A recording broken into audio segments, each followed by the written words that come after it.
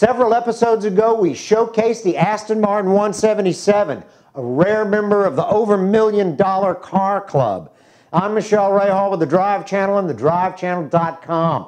This episode, we come down out of the stratosphere and into the realm of the average millionaire. This is the Aston Martin V-12 Vantage. Only 3 times has Aston Martin put the Vantage name on a series of its cars. In 67 through 72 with the DBS Vantage, in 93 through 2000 with the V8 Vantage and the DB7 Vantage. These cars represented different company owners, and the 2000 through 2005 models of them were far more like the Jaguars that Ford also owned.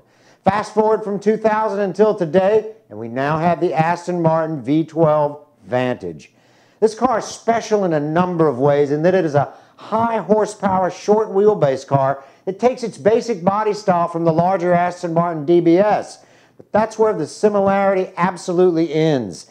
The DBS is noted for being a beautiful grand tourer, a V12, 510 horsepower, and a wheelbase of 108 inches. That's big car territory.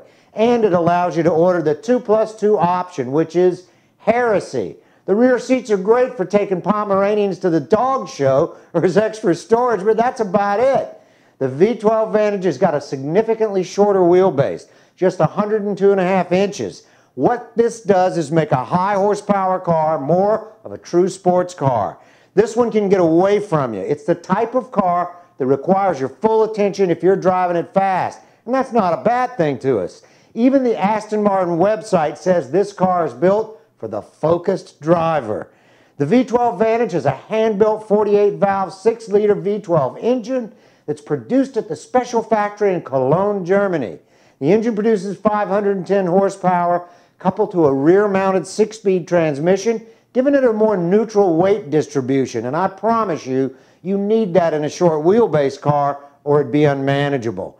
But this particular car is manageable for most people as long as you watch out for that dreaded button, or more correctly, dial. Once you switch this car into track mode, the engine even sounds different. The throttle response is quicker. The suspension stiffer. Everything starts happening at warp speed. And if you're not a focused driver and responsible, you'll end up in the nearest ditch.